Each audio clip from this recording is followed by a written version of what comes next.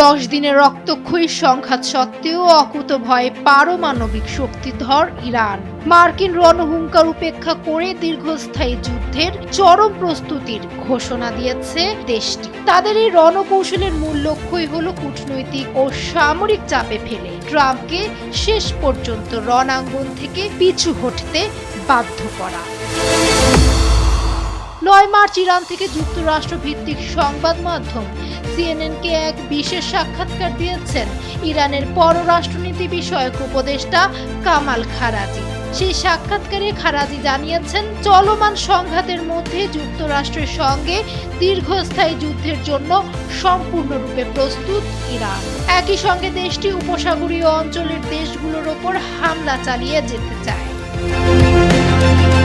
যুদ্ধের মেয়াদ নিয়ে খারাজি জানান, যতদিন যুক্তরাষ্ট্র না পিছু হটবে এই যুদ্ধ ইরান চালিয়ে যাবে। এই যুদ্ধ কেবল অর্থনৈতিক সংকটের মাধ্যমেই শেষ হতে পারে। এর মধ্য দিয়ে যুদ্ধের 10ম দিনে ইরান সরকারের অবস্থান আরও কঠোর হওয়ার ইঙ্গিত দিয়েছেন তিনি। ডোনাল্ড ট্রাম্পকে প্রতারক উল্লেখ করে খারাজি জানান, তিনি কূটনীতির আর কোনো সুযোগ দেখছেন না, কারণ ডোনাল্ড ট্রাম্প অন্যদের প্রতারিত করেছেন এবং নিজের প্রতিশ্রুতি রক্ষা করছেন না। 2 দফা সমঝোতা আলোচনার সময় ইরানের এই অভিজ্ঞতা হয়েছে। ইরান যখন আলোচনায় যুক্ত ছিল, তখনই যুক্তরাষ্ট্র তাদের ওপর আঘাত হেনেছে। বিশ্বজুড়ে চলমান জ্বালানি সংকট নিয়ে খারাজি বলেন, এই যুদ্ধ অন্যদের ওপর ব্যাপক অর্থনৈতিক চাপ তৈরি করছে। মূল্যস্ফীতি, জ্বালানি সংকট ব্যাপক অর্থনৈতিক চাপ তৈরি করছে এবং এটা চলতে থাকবে।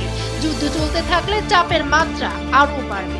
তখন অন্যদের হস্তক্ষেপ করা ছাড়া আর কোনো উপায় থাকবে না।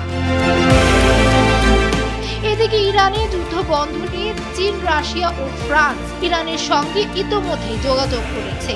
তবে ইরানের উপপররাষ্ট্রমন্ত্রী কাজেম ঘারিবাবাদি বলেছে, যুদ্ধবিরতির ক্ষেত্রে ইরানের প্রথম শর্তই হলো তাদের বিরুদ্ধে আর কোনো আগ্রাসন চালানো যাবে না। যদিও মার্কিন প্রেসিডেন্ট ডোনাল্ড ট্রাম্প বলছেন, ইরানের বিরুদ্ধে খুব শীঘ্রই যুদ্ধ বন্ধ হবে। ডেস্ক রিপোর্ট, সময়ের আলো।